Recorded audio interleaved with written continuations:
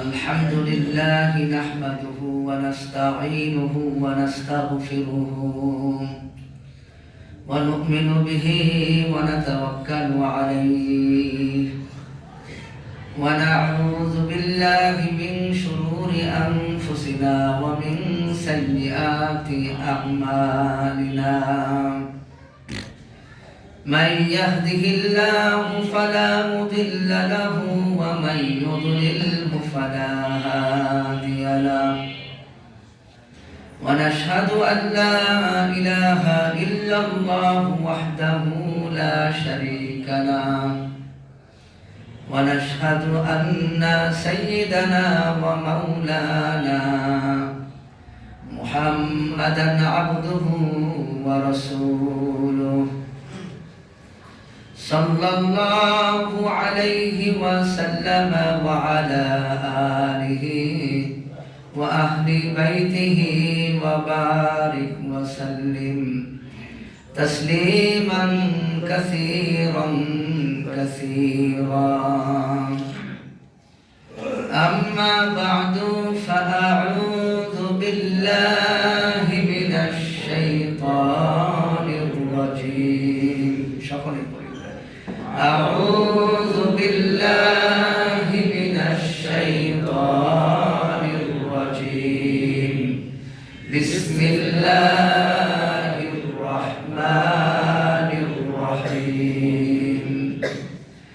والمرسلات عرفا فالعاصفات عصفا والناشرات نشرا فالفارقات فرقا فالملقيات ذكرا عذرا أو نذرا إنما توعدون لواقع.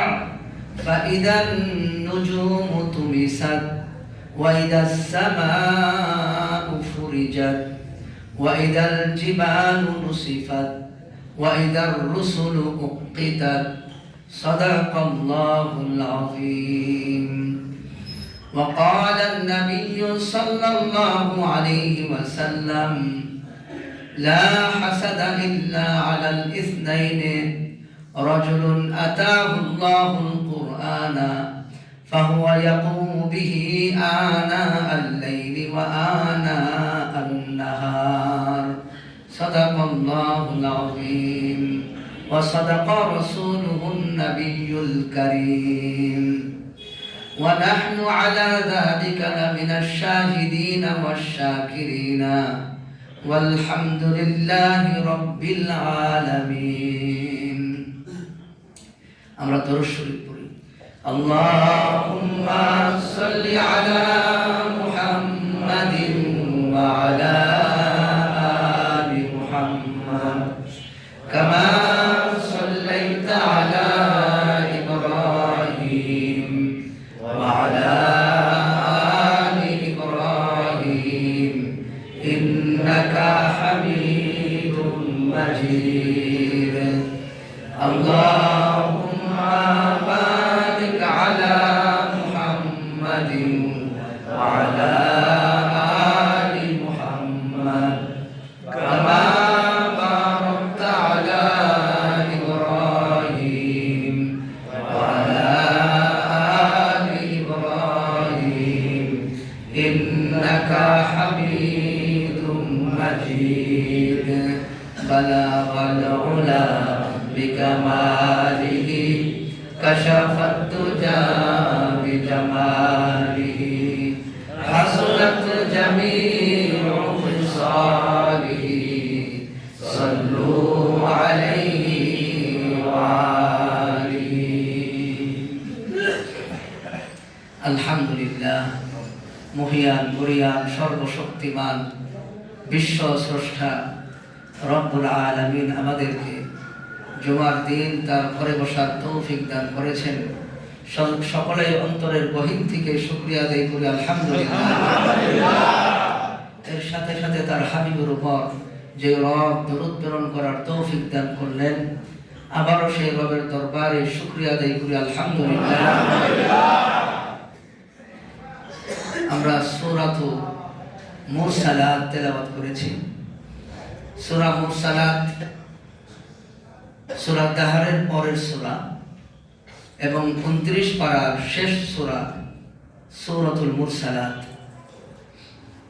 Mursalat শব্দের অর্থ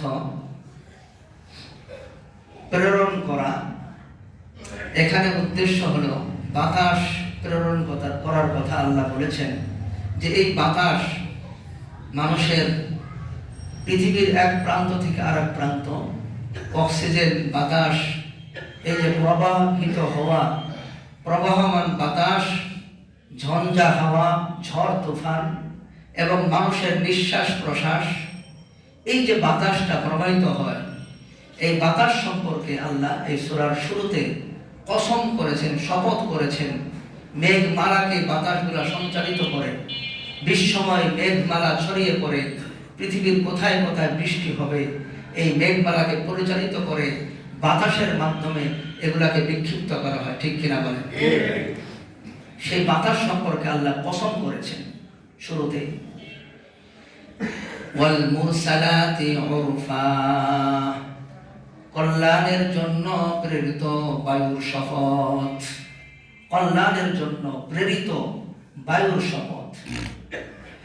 ওয়ায় ওয়ায় কসমিয়া, কসমের জন্য ওয়াও ব্যবহৃত হয়েছে শুরুতে। ওয়াল মুরসালাতি উরফা, যে বায়ুটা বিজয় হয়, কল্যাণকারী হয়, সেই বায়ুর শপথ, বাতাসের শপথ।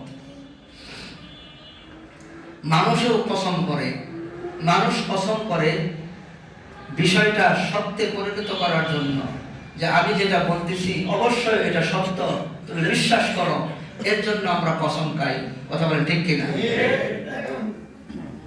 মানুষের কসম খাওয়া আর রব্বুল আলামিনের কসম খাওয়া এক নয়। আল্লাহ কথা বিশ্বাস করানোর জন্য কসম খাইতেছে না, এবং মানুষেরা আমরা কসম খাই আমাদের চাইতে বড় জিনিসের, যিনি আমাদের বড় তার কসম খাই।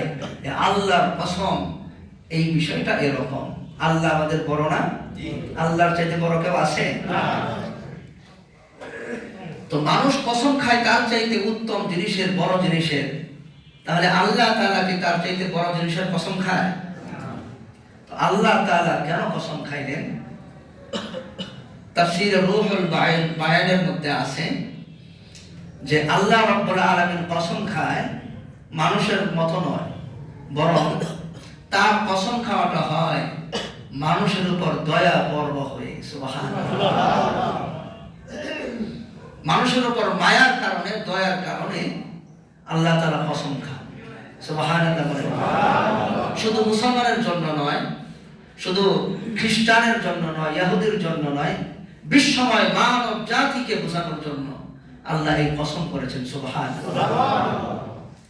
ওয়াল মুরসালাতি উরফা, কল্যাণের জন্য প্রেরিত বায়ুর শপথ। ফাল আসিফাতি আসফা, প্রবল বেগে ছুটে চলা ঝড়ো হাওয়ার শপথ। প্রবল বেগে ছুটে চলা ঝড়ো হাওয়ার শপথ। কোনো বাতাস নাই, স্তব্ধ নিবিড় পরিবেশ, সেখানে হঠাৎ করে একটা ঠান্ডা হাওয়ার বেগ এসে একটু পর আকাশ ঘনঘটে কালো হয়ে সেখানে বৃষ্টি নামে, সারা এলাকার মধ্যে বাতাস ছড়িয়ে পড়ে। এটা কে করে? আল্লাহ। জোরে বলেন না, কে করে? আল্লাহ। আল্লাহ বলতেছেন এই যে ঝড়ো হাওয়ার বেগে সব এই বাতাস হচ্ছে এবং বৃষ্টি নামতেছে, বাতাসটা ছড়িয়ে পড়তেছে, তোমরা তো এগুলা চিন্তা করো না। মহান রব্বুল আলামিন এই পৃথিবীর মধ্যে এই বৃষ্টির ব্যবস্থা করেছেন, এই বাতাস প্রেরণের ব্যবস্থা করেছেন। সুবহানাল্লাহ। বিজ্ঞানীরা বলে বায়ুমণ্ডল ভেদ করে যখন ওপারে যায় মানুষ, যখন মহাশূন্য, ওরা বলে মহাশূন্য, এই মহাশূন্যতে যখন যায় সেখানে অক্সিজেন পিঠের মধ্যে নিয়ে এবং একটা স্যুট পরে সেখানে যায়, কারণ সেখানে নিঃশ্বাস নেওয়ার কোনো ব্যবস্থা নাই।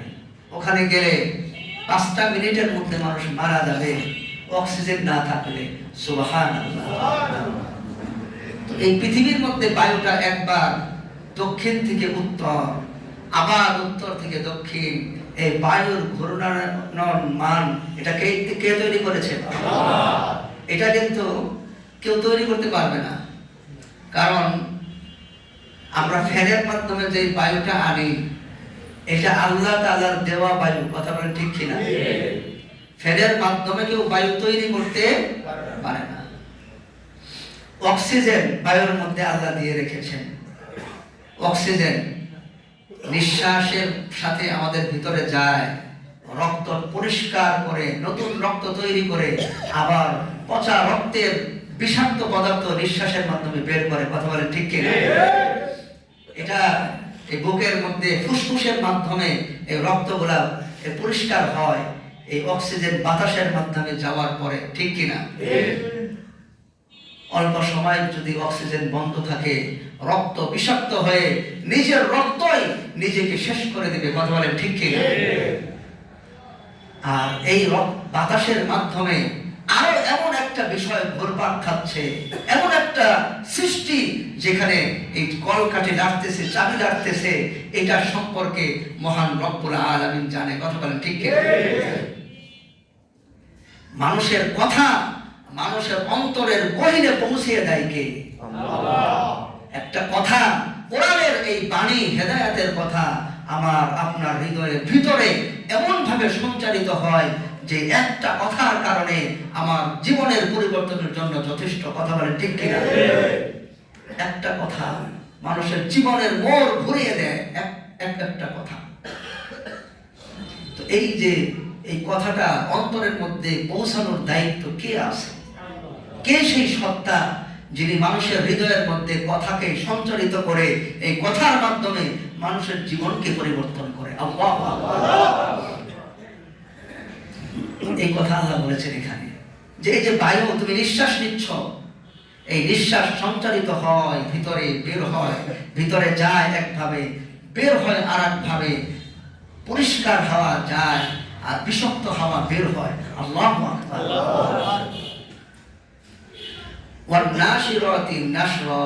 এবং শপথ, সেই বায়ুর শপথ যে বায়ুটা মেঘমালাকে এক জায়গা থেকে আরেক জায়গায় নিয়ে যায়। আল্লাহু আকবার। যা মেঘমালাকে সঞ্চারিত করে, দেখবেন আকাশের দিকে যে মেঘ, বিরাট বড় বড় মেঘের খণ্ড কোথায় জানি যাচ্ছে, আকাশ বেগ কোথায় যেন চলে যাচ্ছে, এক জায়গা থেকে আরেক জায়গায় তারা নির্দিষ্ট কার হুকুমে যেন এগুলা চলাচল করতেছে। এই বায়ুগুলা আকাশের এক প্রান্ত থেকে আরেক প্রান্তে যাচ্ছে। কথা বলেন ঠিক কিনা? কার হুকুমে এই বায়ুগুলা প্রেরণ হচ্ছে আর মেঘমালার বিরাট বিরাট খণ্ডগুলা চলে যাচ্ছে। আর যখন হুকুম হয় ফাল ফারিকাতি ফারকা, কে সেই সত্তা, তার শপথ যিনি এই মেঘমালাকে বিক্ষিপ্ত করে করে ছড়িয়ে দেয়। আল্লাহু আকবার। দেখেন যখন মেঘমালাগুলো বিক্ষিপ্ত হয় তখন আওয়াজ হয়, আওয়াজ হয় না? মনে হয় যেন সেখানে কেউ বম মারতেছে, বমের আওয়াজে কান ফেটে যেতে হয়, এমন একটা অবস্থা তৈরি হয়, কম্পন তৈরি হয়, মানুষের অন্তরে ভীতির সঞ্চার হয়। কথা বলেন ঠিক কিনা? কে সেই সত্তা সেই মেঘমালাকে আলাদা করতেছে? আল্লাহু আকবার। আল্লাহ বলেন সেই বায়ুর শপথ যেই বায়ু মেঘমালাকে খণ্ড বিখণ্ড করতেছে। এক একটা মেঘমালা বিরাট পর্বতের মতো, বিরাট পাহাড়ের মতো, এগুলা খণ্ড বিখণ্ড হয়ে হয়ে এগুলা বিক্ষিপ্ত হচ্ছে, সেই বায়ুর শপথ। আল্লাহু আকবার। আসলে কিন্তু এই মেঘমালার মধ্যে বৃষ্টি থাকে না, মেঘমালার মধ্যে বৃষ্টি থাকে না। বর্তমান বিজ্ঞান স্বীকার করতে বাধ্য। সুবহানাল্লাহ বলবেন না? এই মেঘমালার ভিতরে নির্দিষ্ট পরিমাণ বৃষ্টি আল্লাহ তাআলা দান করেন। সুবহানাল্লাহি ওয়া বিহামদিহি। এটা প্রমাণিত হয়েছে বিজ্ঞানের অতিরঞ্জনের কারণে। সুবহানাল্লাহ বলেন। আল্লাহর আয়াতকে মিথ্যা প্রতিপন্ন করতে যে আল্লাহর আয়াত সত্যে রূপান্তরিত হয়। আল্লাহু আকবার। আল্লাহ বলেছেন কেউ জানে না কখন বৃষ্টি হবে। এই আয়াতকে মিথ্যা প্রতিপন্ন করতে যে যখন মরুভূমির এলাকার মধ্যে এরকম ভাবে তারা মেডিসিন, লবণ ইত্যাদি পাউডার দিয়ে বৃষ্টি নামায়, এখন বৃষ্টি নামানোর পর তারা দেখে বিশ্বময় সবচেয়ে বেশি বৃষ্টি হয় রেন ফরেস্ট, অ্যামাজন জঙ্গলে। এরপর আরো বিভিন্ন জায়গায় নির্দিষ্ট পরিমাণ বৃষ্টি হয়। যেমন আমাদের বাংলাদেশে ঋতু আছে, বিশেষ করে বৃষ্টির দিনে বৃষ্টি হয়, ঠিক কিনা? বেশি খুব, এই যেমন এখন শীতকাল, বৃষ্টি নাই। বিভিন্ন মাহফিল অনুষ্ঠান আমরা খোলা মাঠে করতে পারি, কথা বলেন ঠিক কিনা? তো এই যে একটা সময় বৃষ্টি হয়, কিন্তু যখন অনির্দিষ্ট ভাবে যখন কোনো একটা জায়গার মধ্যে বৃষ্টি নামানো হয়, তখন সেই জায়গার মধ্যে বৃষ্টি নামানোর কারণে নিয়মতান্ত্রিক ভাবে যে যে জায়গার মধ্যে বৃষ্টি হইতো ওই জায়গার নিয়ম শৃঙ্খলা ভেঙে যায়, সেখানে আর বৃষ্টি হয় না। আল্লাহু আকবার। তখন বিজ্ঞান বুঝতে পারলো আসলে বৃষ্টি নির্ধারিত। সারা বৎসর শবে বরাতের রাত্রে এই বৎসরে কত ফোঁটা বৃষ্টি হবে, সারা বৎসরে কতটুকু মেঘ এই পানিতে আমাদের পৃথিবীতে কত ফোঁটা বৃষ্টি নামবে, এটা শবে বরাতের রাত্রে লিখে দেওয়া হয়। ঠিক এটা তারা স্বীকার করতে বাধ্য হয়েছে। বৃষ্টি যদি জোর করে নামানো হয়, অন্য জায়গার বৃষ্টি সেখান থেকে নিরাশ হয়ে যায়, বন্ধ হয়ে যায়। আল্লাহু আকবার। তার মানে এক বছরের জন্য আল্লাহ যতটুকু বৃষ্টি মেঘের মধ্যে রেখে দিয়েছিল অতটুকুই থাকবে, এর চাইতে বেশি কেউ নামাইতে পারবে না। সুবহানাল্লাহি ওয়া বিহামদিহি। এরপর আল্লাহ বলেছেন ফাল মুলকিয়াতি যিকরা, সেই বায়ুর শপথ যা মানুষের হৃদয়ে নসিহতকে পৌঁছে দেয়। ফাল মুলকিয়াতি যিকরা, যিকরা মানে নসিহত, উপদেশ, বক্তৃতা মানুষের হৃদয়ে পৌঁছে দেয় এমন একটা বাতাস। এখানে ফেরেশতার কথা বলা হয়েছে, এই বাতাসগুলো সঞ্চারিত করে ফেরেশতা মন। এখন বাতাস, আল্লাহ বলছেন যে বাতাস আমি প্রেরণ করি, আবার ফেরেশতার মাধ্যমে প্রেরণ করে। আল্লাহ বলেন জান কবজ করি আমি, আবার ফেরেশতার মাধ্যমে কবজ করে। এটার একটা দৃষ্টান্ত হলো হযরত সুলাইমান আলাইহিস সালামের দরবারে ওনার এক উম্মত বসে বসে ওনার নসিহত শুনতেছিল। যখন নসিহত শুনে বের হয়, তখন একটা ব্যক্তি তার দিকে বড় বড় চোখ করে তাকাইছে, এমন ভাবে তাকাইছে তার কলেজার পানি শুকাই গেছে, এত ভয়ঙ্কর ভাবে আমার দিকে তাকাইলো। সে দৌড় দিয়ে সুলাইমান আলাইহিস সালামের কাছে চলে গেছে। সুবহানাল্লাহ। আল্লাহর পয়গম্বর একজন মানুষ গোল গোল চোখ করে ভয়ঙ্কর দৃষ্টিতে আমার দিকে তাকাইলো। আমি জানি না সে কে, এমন ভাবে তাকাইলো, তাকানোর সাথে সাথে আমার জিহ্বা শুকিয়ে গিয়েছে, অন্তরের ভীতি এমন ভাবে সঞ্চারিত হয়েছে, আমার শরীর কাঁপতেছে, আমার এত ভয় হচ্ছে, নিজের ঘরেও যেতে পারতেছি না, কোথায় আমার এরকম স্থির রাখতে পারতেছি না। আমার মনে হচ্ছে যেন ওই ব্যক্তি এখনই এসে আমাকে হত্যা করবে, এত ভয় তার লাগছে।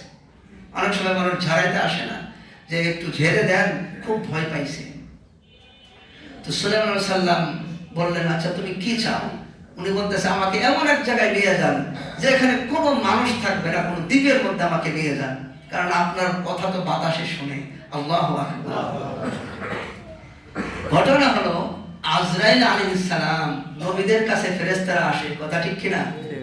ফেরেশতারা আসে। আজরাইল আলাইহিস সালাম কোন একটা কাজে সুলাইমান আলাইহিস সালামের কাছে আসছিল। ওখানে আজরাইল আলাইহিস সালাম দেখে ওনার লিস্টের মধ্যে নাম আছে অমুক ব্যক্তির জান 1 ঘন্টার মধ্যে ঘড়ির এতটার সময় ঠিক ওই মুহূর্তে তার জান কবজ করা হবে, সেই ব্যক্তির মৃত্যু হবে এই জায়গার থেকে 2000 মাইল দূরে একটা দ্বীপের মধ্যে। সেইখানে লেখা জিবরাইল আলাইহিস সালাম তাকে দেখে ওই ব্যক্তির জান কবজ হবে সেই 2000 মাইল দূরে সেই দ্বীপের মধ্যে। ওই ব্যক্তি এখন মাত্র 1 ঘন্টা এখনো এখানে, কিভাবে আমি তার জান কবজ করব? আল্লাহু আকবার। আল্লাহর হুকুম করতেই হবে, কিন্তু উনি ভয় পাইলেন যে এইখানে উনি তার জান আর ওইখানে কিভাবে কবজ করব। একজন আজরাইল চিন্তিত হয়ে আল্লাহর হুকুম যদি নষ্ট হয়ে যায় তাহলে আমার নিস্তার হবে না, উনি ভয় পাইতে লাগলেন। এর জন্য উনি ওই ব্যক্তির দিকে তাকাইছে যে তুই এখনো এখানে, তোর মরণ 1 ঘন্টা পরে। আল্লাহু আকবার। ওই ব্যক্তির মরণ থেকে বাঁচার জন্য সুলাইমান আলাইহিস সালামের কাছে আরজু করলো আমার ভয় হচ্ছে, এত ভয়, এইরকম চোখ কোনোদিন দেখি নাই মানুষ, অথচ এত ভয় কেন আমার? এমন এক জায়গায় আমাকে নিয়ে যান কোন মানুষ যেখানে যেতে পারে না। সুলাইমান আলাইহিস সালাম বায়ুকে বললেন, বাতাসকে বললেন, বাতাস এক মুহূর্তে এই ব্যক্তিকে উড়িয়ে নিয়ে এমন এক জায়গায় নিয়ে যাও যে দ্বীপের মধ্যে মানুষ যেতে পারে না। আল্লাহু আকবার। সেখানে উড়াইয়ে নিয়ে ওই ব্যক্তিকে ওখানে রাখছে। একটু পরেই দেখে যে ব্যক্তির ভয়ে, চোখের তাকানোর ভয়ে সে পালিয়ে আসছে, দেখে ওই দ্বীপের মধ্যে ওই ব্যক্তি অপেক্ষা করতেছে। আল্লাহু আকবার। জান কবজ করে কে? বলেন না কে? জিবরাইল আলাইহিস সালাম আকাশ থেকে আল্লাহর কাছে অনুমতি নিয়ে ইসমাইলের কাছে আসছে। একটা ভেড়া দিবে ইসমাইলের জায়গায়, ইসমাইলের গর্দান সরিয়ে ওখানে ভেড়া রাখবে, দুম্বা রাখবে।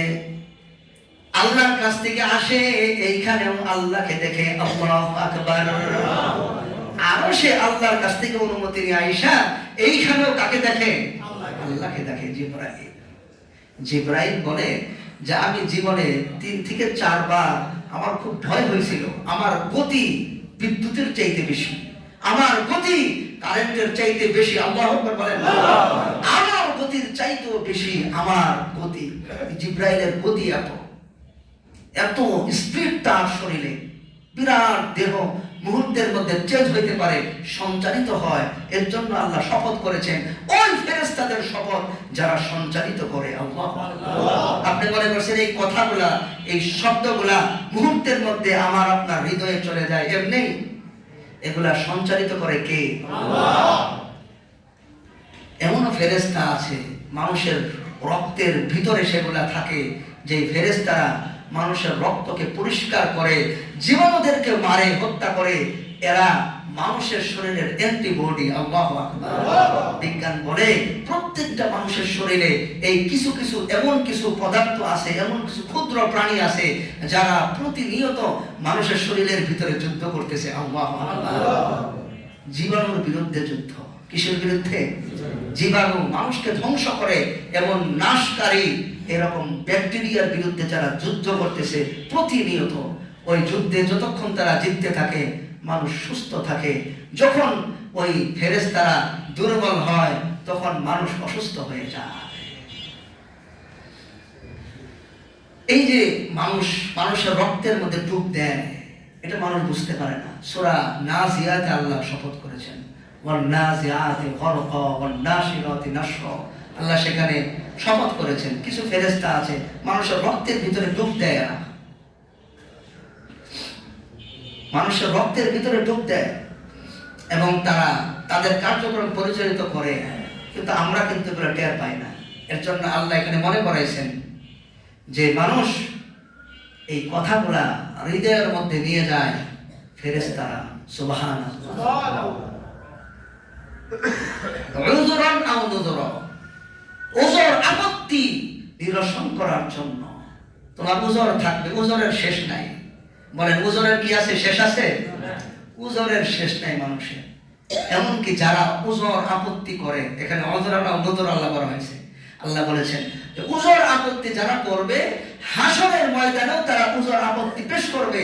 মহান রব্বুল আলামিনকে বলবে, আল্লাহ আমাদের একটা উযর আছে, কি এই কারণে আমরা আপনাকে চিনতে পারি নাই, আবার দুনিয়াতে পাঠান, এইবার দেখবেন আমাদের চাইতে ভালো মানুষ আর কাউকে পাবেন না। এটা উযর। এটা কি? শিক্ষক ছাত্রকে পড়া জিজ্ঞাসা করে, এটাই শুধু শিখে নাই। আর একটা জিজ্ঞাসা করে, এটাও শুধু শিখে নাই। যেটাই জিজ্ঞাসা করে এটাই খালি শিখে নাই, ও আসলে একটাও শিখে নাই। 1000 বার যদি আল্লাহ দুনিয়াতে পাঠায় প্রত্যেকবার এই মানুষ জাহান্নামে যাবে। আল্লাহু আকবার বলেন। আল্লাহর ফয়সালা চূড়ান্ত। আল্লাহর ফয়সালা কি? একবার জাহান্নামে গেলে ওরা আবার দুনিয়াতে পাঠাইলো, যা আরেকবার সুযোগ দিলাম, পৃথিবীতে পাঠাইলাম, যা। সেখানে পৃথিবীতে আসার পরে আবার যখন সে যুবক হবে সব ভুলে যাবে। মায়ের পেটে কি করছে মনে আছে? মায়ের পেটে 9 মাস বা 10 মাস, এখন তো আগে বের করে ফেলায়। কি করছে মনে আছে সবার? মায়ের পেটের আগে বাবার এই মেরুদণ্ডের মধ্যে বসবাস করেছে, মনে আছে? রূহের জগতে কারো মনে নাই, আল্লাহ ভুলাইয়া দিবে। আবার অন্যায় অত্যাচার আর জালেমদের পক্ষে তারা কাজ করবে, কথা বলেন ঠিক কিনা?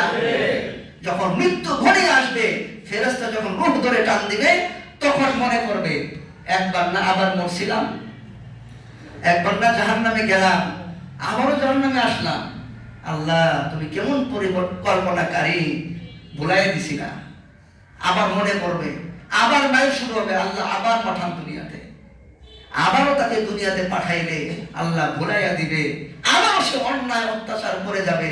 ওই সময় কিন্তু শপথ করত যে দুনিয়াতে গেলে বাড়ি গাড়ি করবো না, সব আমি আল্লাহ রাস্তায় বিলিয়ে দিব, আমি একা একা 24টা ঘন্টা আল্লাহর জিকির আজকার তেলাওয়াত যুদ্ধ জিহাদের মধ্যে থাকবো। এই সংকল্প করে আসবে, আল্লাহ ভুলাইয়া দিবে। আল্লাহু আকবার। ওয়া মাকারু ওয়া মাকারাল্লাহ ওয়াল্লাহু খায়রুল মাকিরিন। পরিকল্পনাকারী আল্লাহ। মানুষ পরিকল্পনা করে, প্ল্যান করে আসে, পরিকল্পনা করে আমি এই কাজগুলা মানুষের উপর চাপিয়ে দিব।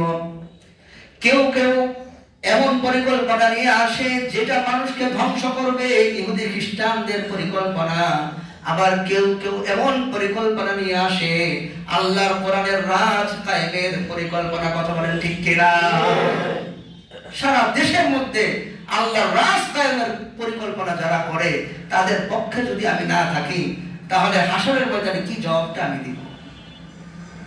হযরত ঈসা আলাইহিস সালাম এমন একজন নবী, মনে রাখেন, ওই নবীর দুনিয়াতে কোনো ঘর ছিল না, ওনার শোয়ার বিছনা ছিল না। আল্লাহু আকবার বলবেন না?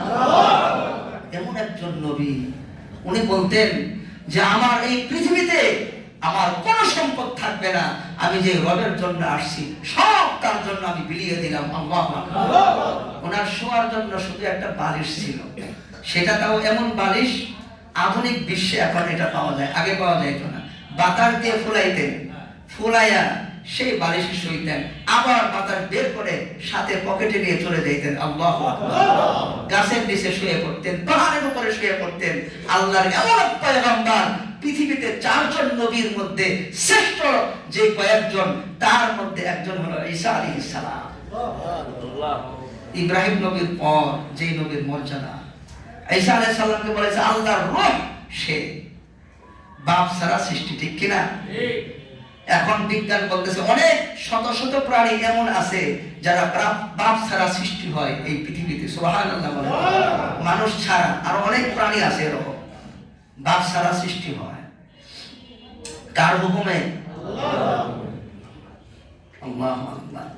তো ঈসা আলাইহিস সালাম একবার যাচ্ছে, তার সাথে একজন খাদেম আছে। খাদেমকে বলল যে খিদা লেগেছে, 3টা রুটি ছিল, রুটিগুলা।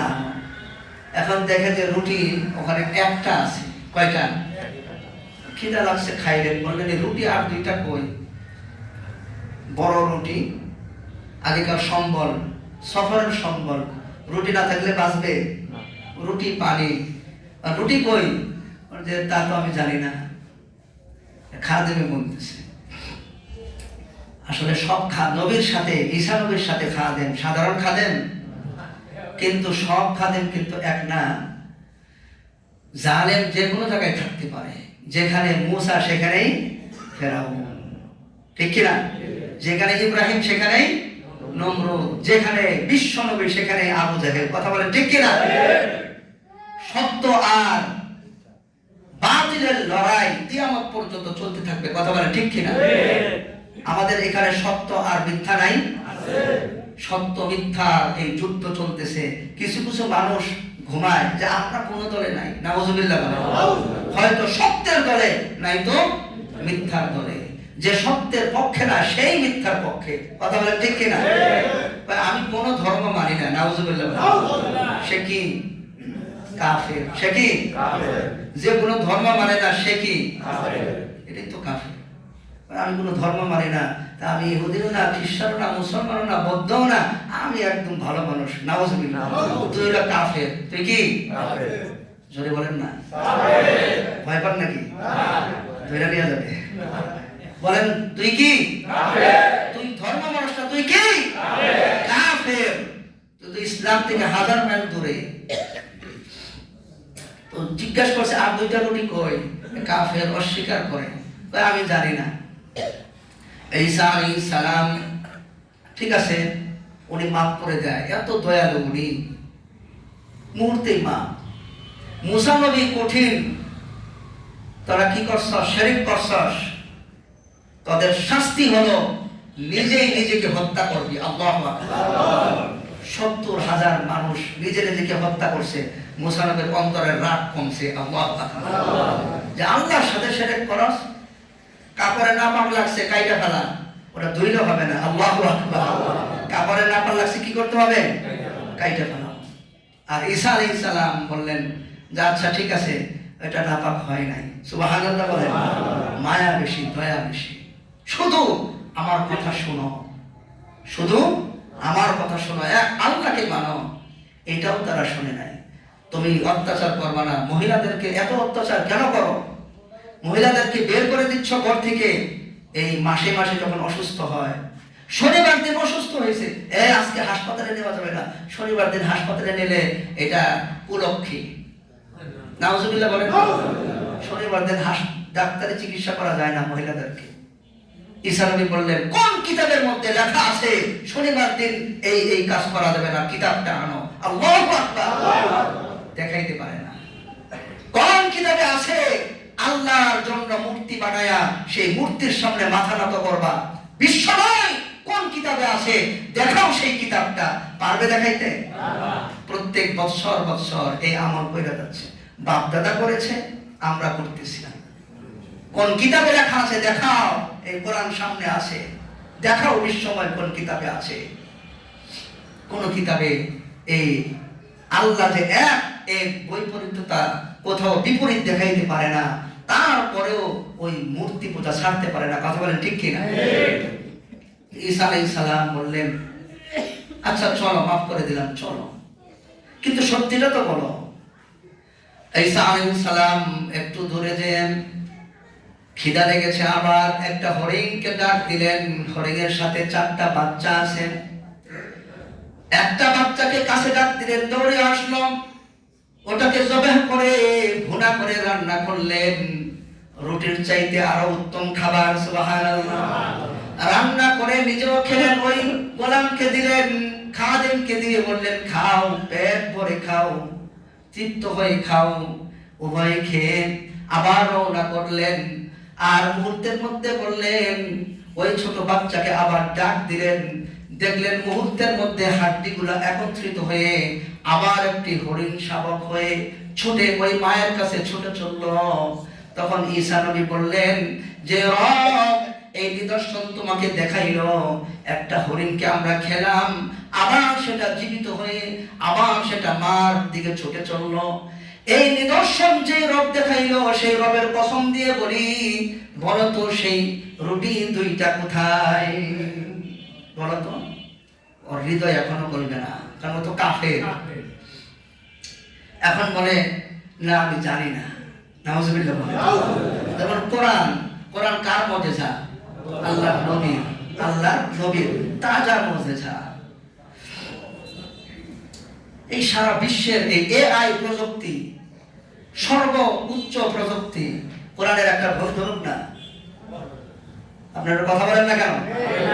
কোরআনের একটা ভুল ধরুক না, বিশ্বময় কোনো বিজ্ঞানী পারবে না, এই এআই প্রযুক্তি দিয়েও পারবে না। আর 2টা রুটি কোথায়? এই নিদর্শন দেখার পরে বললো জানি না। নাউজুবিল্লাহ। এই কোরআন পায়েও পড়তেছি না আমরা। আমাদের জন্য খুব কঠিন পরিস্থিতি। আল্লাহ আমাদেরকে কোরআন পড়ার তৌফিক দান করুন, বলুন আমিন। কোরআন শিক্ষার ব্যবস্থা আমরা মসজিদে করেছি, আপনারা শিখুন, সেখানে যেখানে পারেন শিখতে থাকেন। কোরআন দেখেন একটা, এটা হলো মারিফাতের একটা চূড়ান্ত কথা, যে শিখতে থাকবে, শিখতে শিখতে মৃত্যু হবে, ওই ব্যক্তির যে কত ফ্যাসিলিটি হবে এটা বলে বোঝানো যাবে না। আল্লাহু আকবার। এটা মারিফাতের উচ্চ একটা কথা। যে কোন একজন শ্রেষ্ঠ বুজুর্গ তার শিষ্যকে শেষ নসিহত করে যায় যে তুমি ছাত্র হয়ে হয়ে মারা যাও, তোমার কবর, হাসর, মিজান, পুলসিরাত সব জায়গায় তোমার ছাত্রত্বের এইরকম সেখানে ফ্যাসিলিটি থাকবে। সুবহানাল্লাহ। ওই তো ছাত্র শিখতেছে, মারামারি করছে, ওই তো ছাত্র, ওকে ছেড়ে দেন, ওর দোষ নাই, ঠিক কিনা বলেন? আর ছাত্র না হইলে ছাত্র আন্দোলন, সেখানে সরকার ওখানে ব্যর্থ হয়ে যায়, ঠিক না? তো এখানে ছাত্রদের উপর লাঠিচার্জ করা যাবে না, যে পুলিশ লাঠিচার্জ করবে ওর বিরুদ্ধে মামলা হয়, ঠিক না? ছাত্রদের পাওয়ার আছে, এই পাওয়ার কে দিয়েছে? জোরে বলেন না, কে দিয়েছে? এই পাওয়ার যারা যারা শিখতে শিখতে মারা যাবে তাদের জন্য এই পাওয়ার আছে। তো এর জন্য ঈসা নবী পরের আবার সামনে অগ্রসর হলেন। একটা বিরাট নদী, তার হাত ধরে এই নদীর উপর দিয়ে, পানির উপর দিয়ে হেঁটে গেলেন। এইবার বললেন যে রব তোমাকে এই নিদর্শন দেখাইল, সেই রবের কসম তুমি বলো ওই রুটি দুইটা কোথায়? এইবারও মিথ্যা কথা বলবে আমি জানি না। এই নিদর্শন দেখে এরা তাদের কলব নরম হয় না, কারণ তারা কি জোরে বলেন নাকি? মুখে বলতেছে কোরআন কোরআন, কিন্তু যখন নারে তাকবীরের স্লোগান দেয় ওর হৃদয় মরে যায়, ঠিক না? এমন দল কেন করেন যে দলে নারে তাকবীরের স্লোগান দিলে আপনাকে বহিষ্কার করে, আপনাকে তিরস্কার করে? কথা বলেন না, ঠিক কিনা? কে বলেছে এমন দল করতে আপনাকে? যিনি যার জন্য এই জানটা উৎসর্গ করার জন্য এই দুনিয়াতে প্রেরণ করেছে, অথচ তাকে বাদ দিয়ে নেতা খেতা এগুলার পিছনে দৌড়াইতেছেন। আপনাকে কয় কোটি টাকা তারা দিয়েছে, কয় কোটি টাকা দিয়ে তারা আপনাকে দৌড় করতেছে যে কোথায় জুমার নামাজটাও করে না, ওই নেতাই ডাক দিছে। কোথায়? পল্টন, নয়া পল্টনে, সেখানে গেছে একটা বিরিয়ানির প্যাকেট আর 500 টাকা দিছে। 500 টাকা দেয় না পারে বলে এক বিরিয়ানির প্যাকেট আর 500 টাকা খেয়ে আর কি প্রভাব! হুজুর দেখলে চোখ গরম। এরা হলো নিচু শ্রেণীর, নাউজুবিল্লাহ। কারণটা কি? কাফের। কারণ কি বলেন? কাফের। যদি হৃদয়ে ঈমান থাকতো তাহলে আল্লাহু আকবারের স্লোগানকে তারা ঘৃণা করতো না। কথা বলে ঠিক কি? তো ঈসা নবী শেষ করে দিই। ঈসা আলাইহিস সালাম শেষে উনি করলেন, আচ্ছা ঠিক আছে, কিভাবে শায়েস্তা করতে হয় ওটা তো আমার জানা আছে। যা বললো, এই মাটি জড়ো করতেছে, মাটি জড়ো করে স্তূপ করছে, স্তূপ করে বললো আল্লাহ আপনার হুকুমে এটাকে আপনি স্বর্ণে রূপান্তরিত করে দেন। ওই মাটির স্তূপটা, ধুলাবালির স্তূপটা স্বর্ণে রূপান্তরিত হলো। 3টা ভাগ করলেন, ভাগ করে বললেন এক ভাগ আমার, এক ভাগ কি আমার, আর এক ভাগ তোমার, আর এক ভাগ স্বর্ণ। যে 2টা রুটি খাইছে ওই এক ভাগ তার। এখন ওই ব্যক্তির, ওই যে মানুষের লোভ কেমনে সোজা করা লাগে। এখন বলতেছেন হুজুর কিছু মনে করেন না, আপনার লাগে থাকি, আসলে রুটি 2টা আমি খাইছি না। স্বীকার করছে। ঈসা আলাইহিস সালাম বলল ঠিক আছে যাও, এই 3 ভাগ তোমাকে দিয়ে দিলাম, যাও তুমি এই 3টা ভাগ নিয়ে সন্তুষ্ট থাকো। সুবহানাল্লাহ। ঈসা আলাইহিস সালাম চলে গেলেন, উনি মাফ করে দিলেন, চলে গেলেন। কিন্তু সম্পদ আর লোভ মানুষকে এমন ভাবে ধ্বংস করে মানুষ কল্পনাও করে না, বিশ্বাসও করে না, ঠিক কিনা? যে লোভ আমাদেরকে পরিচালনা করতেছে মৃত্যুর আগ পর্যন্ত, শুধু নামাজ থেকে দূরে, আলেমদের মহব্বত থেকে দূরে, আল্লাহু আকবার স্লোগান থেকে দূরে, ইসলামী দল থেকে দূরে নিয়ে যাচ্ছে, যে লোভটা, সেই লোভ মানুষকে ধ্বংস করবে, ঈমান হারা করে ছাড়বে। ঈসা আলাইহিস সালাম গেলেন, আর ওই ব্যক্তি যখন ওগুলা আত্মহারা হয়ে আনন্দে এগুলা গড়াগড়ি করে এগুলাকে বাসায় নেবে, এমন সময় এসে ডাকাত কি আসছে। এখন ডাকাত আইসা ওরা কি বলতেছে, 3 জন ডাকাত আসছে যে এই সব স্বর্ণ দে। তখন উনি বললেন আচ্ছা ভাই দেখেন এই স্বর্ণগুলো কিন্তু খুব কুদরতি স্বর্ণ, এগুলা কোনো খাপ মিশানো নাই, এক কাজ করি আমরা 3 জনে 4 জনে ভাগ করে নেই, তাহলে তো সমস্যা নাই, এত স্বর্ণ এগুলো তো সারা জীবন আমাদের চলে যাবে। ডাকাত বলল আচ্ছা ঠিক আছে। আর বললো খিদা লাগছে, চলেন আমরা এই খানা খেয়ে তারপরে আমরা এগুলা ভাগ করি। 2 জনকে পাঠাইছে খাবার আনার জন্য, তারা 2 জন খাবার আনতে গেছে, আর এরা এগুলা ভাগ করে বসে আছে। এখন এদের মধ্যে কুমন্ত্রণা দিছে শয়তান যে ওই 2 জন যখন আসবে আমরা এই 2 জনে তো এই সম্পদের ভাগ হইতে পারি, ওই 2 জন আসলে ওদেরকে মাইরা ফেলবে, তাহলে তো সম্পদের ভাগ আমরা দুইজনে। আর ওই দুজনে চিন্তা করছে খাবারে যদি বিষ মিশাইয়া দেয় ওই দুইজন মারা গেলে এই সম্পদ কার হবে? আমাদের দুইজনে। এইভাবে বিষ মিশাইয়া আনছে খাবার। খাবার আসার সাথে সাথে এই খানা খেয়ে ওই দুই ব্যক্তিরে মারছে। মায়েরা যখন সম্পদ নিবে একটু পরে বিষ প্রতিক্রিয়ায় তারাও মারা গেছে। ঈসা আলাইহিস সালাম কোন একটা ঘটনার পরিপ্রেক্ষিতে আবার যখন ওদিক দিয়ে আসে, দেখে যে এখানে 4 জন লাশ পড়ে আছে আর স্বর্ণের জায়গায় পড়ে আছে। এর জন্য সম্মানিত ভাইয়েরা, আমরা সূরা মুরসালাতে আল্লাহ বাতাসের শপথ করেছেন যে বাতাস সঞ্চালিত করে এমন নসিহত যা মানুষের হৃদয়ের মধ্যে চলে যায়। এই নসিহতকে যিনি সঞ্চালিত করেন তিনি কে? আল্লাহ রব্বুল আলামিন। তার পথে আল্লাহ আমাদেরকে পরিচালিত করার তৌফিক দান করুন, বলুন আমিন। শাবান মাস, রজব মাসকে কদর করে রমজানের জন্য প্রস্তুতি হওয়ার তৌফিক দান করুন, আমিন। ওয়া আখিরু দাওয়ানা আলহামদুলিল্লাহি রাব্বিল আলামিন।